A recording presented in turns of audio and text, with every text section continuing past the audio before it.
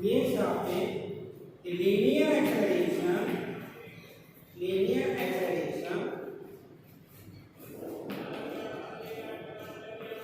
Of first particle is कितना होगा, apply करना पड़ेगा मुझे integration, therefore a1 is equal to क्या होगा, डिस्टेंस कितना है r इन जनरल है, यहाँ पे कितना है r, राइट हियर की इन क्या है यहाँ पे एंगुलर एक्सेलरेशन अल्फा, यहाँ पे कितना एंगुलर एक्सेलरेशन अल्फा ही होगा, ओमेगा क्या है एंगुलर वेलोसिटी, बट हियर ये alpha is constant, therefore putting the value of here alpha. So this is the relationship between the a1 is equal to r1 into alpha. This is the linear acceleration for the first particle. Similarly अपन को निकालते आएगा बेटा राजू, आप बताइए कितना होगा second के लिए, सेकंड पार्टिकल के लिए, हाँ ठीक है बिल्कुल सही है, therefore also क्या होगा लीनियर एक्सेलरेशन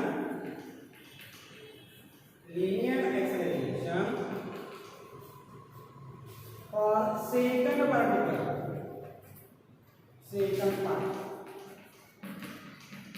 इज क्या होगा, ये 2 इज इक्वल बराबर है, सेकंड पार्टिकल लिया तो इसका एक्सेलरेशन कितना a2 होगा, बराबर है, बिल्कुल सही बोला।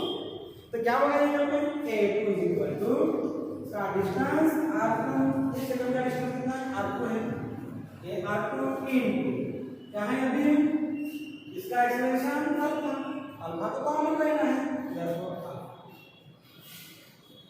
that is for the last particle. Similarly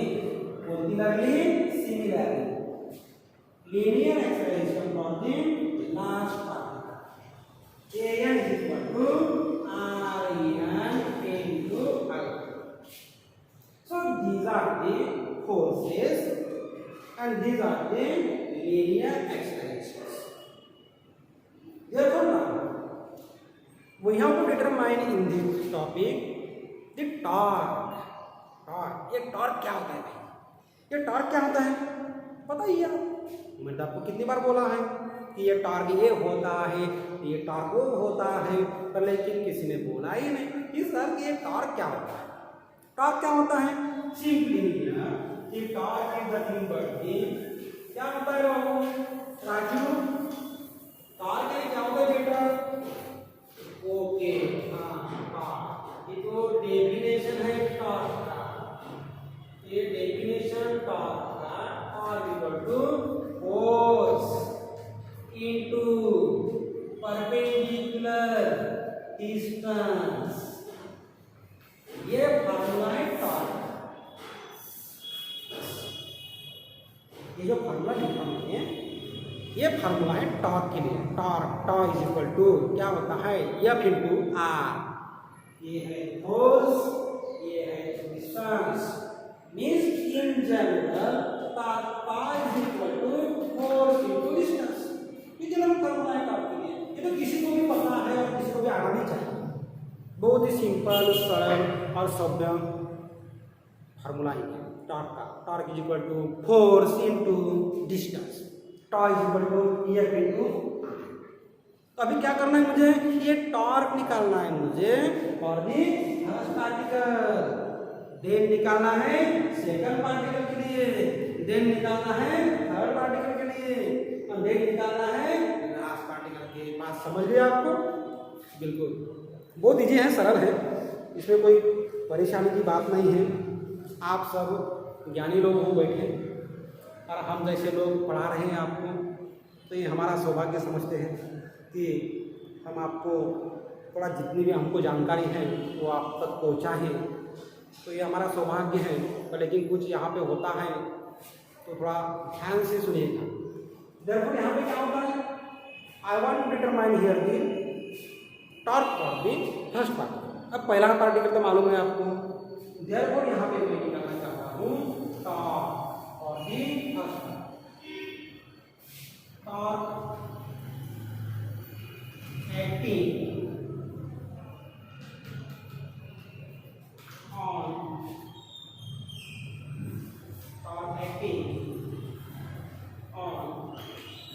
particle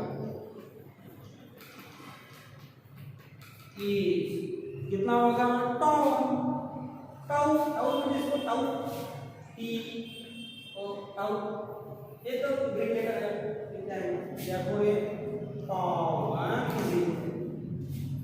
लगाइए कितना फोर्स है किया हुआ किया डिस्टेंस कितना है इसका r1 पहला पार्टिकल भाई पहले पार्टिकल का मास कितना है m डिस्टेंस कितना है r1 वेलोसिटी कितना है इसका लीनियर v अब फोर्स कितना है भाई f मुझे क्या निकालना है पहले निकालना है torque acting on the first part ये मेरा पहला पार्टिकल ये मेरा पहला पार्टिकल है और इसको शाबाशी देना पड़ेगा क्योंकि क्या करता है ये सबसे पहले आता है स्टार्टिंग ही इससे होती है ये तो इसका भाग्य है कि ये पहले आता है देयरफॉर इसके ऊपर कितना टॉर्क लग रहा है ये अपन निकालें therefore F1 is equal to power is equal to F1 into R I have written here all the notations in the magnitude form. Listen carefully, not in the vector form. Therefore, here the torque power is equal to F1 into R1. Similarly, also the torque acting on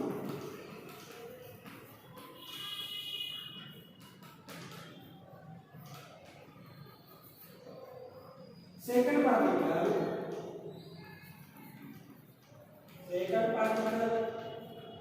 is ये तो निकालना ही पड़ेगा भाई क्योंकि पहले पे अगर torque लगता है तो दूसरे पे तो लगेगा ही लगेगा तीसरे पे भी लगेगा क्यों बॉडी तो रोटेट हो रही है about the axis of rotation fix axis of rotation के ऐसे बॉडी मूव हो रही है जब बॉडी मूव होती है तो क्या होता है इसके अंदर के पार्टिकल भी मूव होती है जब घर हिलने लगता है तो क्या होता है खाली घर नहीं हिलता क्या होता है घर के अंदर की चीजें भी हिलती है भूकंप आने के बाद ऐसा ही ये प्रयोग है ऐसा ही ये एग्जाम्पल क्या हो रहा है यहाँ पे घर हिल रहा है ये मानते हैं घर है और ये क्या है घर में रखी हुई चीजें हैं ये क्या है घर में रखी हुई चीजें जब घर ही हिलने लग जाएगा तो क्या होगा कि अंदर के पार्टिकल जो है अंदर की चीजें जो है वो भी हिलने लग जाएंगे बस यही तरीका है आपको समझाने का तो क्या हुआ पहले भी कितना टॉर्क लगा टाउ वन बोल रहा हूँ one for the first tau is equal to F1 into R similarly the torque acting on the second particle is कितना दिया हुआ है torque is equal to F2 into R2 ऐसे मुझे निकालना पड़ेगा थर्ड पार्टिकल ऐसे मुझे निकालना पड़ेगा लास्ट पार्टिकल के लिए देयरफॉर यहाँ पे क्या होता है last that is torque is equal to क्या होता है इनटू ये मैंने क्या निकाले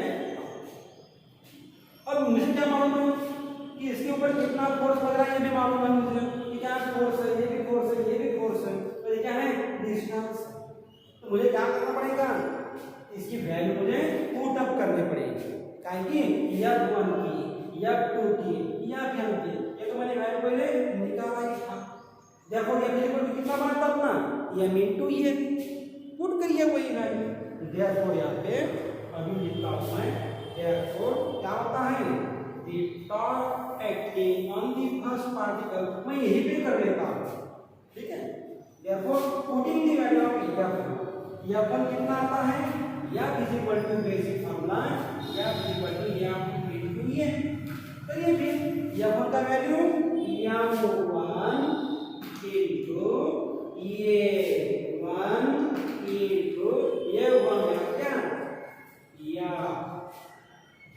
F1 का value F1 equal to F1 into A अब क्या चाहिए मुझे R1 चाहिए R1 कितना होगा R1 ही है so this is the torque acting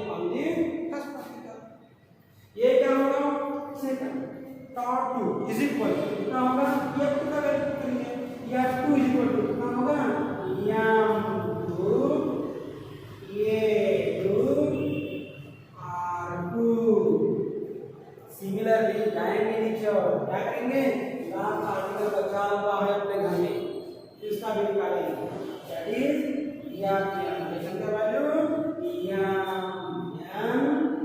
into ये वन इनटू आर हो गया। ये तो मैंने अभी टॉर्क निकाले हैं, बट लेकिन इसमें एक चीज और आ रहा है, एक चीज मुझे क्या दिख रहा है इसमें दिख रहा है मुझे कि इसमें एक्सेलरेशन आया हुआ है। All these formulas of the torque consist of having the terms of the linear acceleration. So we have to put the values of the linear acceleration in the corresponding formula of the torque. torque में, torque 2 में, torque 3 में, torque n। क्या करना पड़ेगा? ये value मुझे put up करना पड़ेगा a1 का, a2 का, ये यहाँ पे an सॉरी, ठीक है। तो वैल्यू पुट कर दीजिए। therefore यहाँ पे a1 का वैल्यू कितना है? r1 into तो पुट दिस वैल्यू कहाँ पे जाएगा? ये a1 का वैल्यू जाएगा यहाँ क्लियर कर दें। therefore क्या होगा? और acting on the first particle, therefore f1 sorry torque 1 is equal to कितना आया है? m1 as it is into a1 का वैल्यू क्या है? ये है क्या बोलते इसको? r1 into पुट कीजिए, जो लिखा है वही लिखिए, अपने मन से कुछ मत कीजिए, जो दिया है बोर्ड पे सफिशिएंट है समझ लीजिए। देखो ये कितना बना? tau equal to m1 into r1 into alpha. ये तो हो गया a1 का, m1 हुआ, ये क्या हुआ? a1 हुआ, बाद में क्या बचा है? ये r1 बचा हुआ है। देखो ये हुआ मेरा r1, कितना बनता है? ये r1 ये r1 कितना टाइम्स बनता है? 2 टाइम्स बनता है, 2 डबल बनता है, स्क्वायर बनता है इसका, ठीक है। देखो कितना बना? m1 r1 स्क्वायर इनटू, तो ये क्या है? This is the torque acting on the first particle. Torque tau is equal to m1 r1 square alpha. ऐसे मुझे क्या करना पड़ेगा? सिमिलरली टॉर्क 2 निकालना पड़ेगा, torque acting on the second particle, बराबर है? सही है? सही जा रहा है? ओके ठीक। क्या होगा? m2 r2 alpha, alpha common रहना ही है। जितने भी नंबर ऑफ पार्टिकल्स आप लेंगे उन सभी के लिए क्या होगा? यहाँ पे अल्फा की वैल्यू, अल्फा क्या है? लीनियर एक्सेलरेशन का वैल्यू क्या होगा? कांस्टेंट ही रहेगा। Okay, so here m2 r2 alpha into क्या होगा? r2, ये डिस्टेंस है मेरा, m2 a2 r2। देयरफॉर ये r2 यहाँ लिखिए। अब ये क्या हुआ? r2 और ये r2 क्या बना? स्क्वायर। देयरफॉर यहाँ पे मैं लिख रहा हूँ m2 r2 स्क्वायर अल्फा।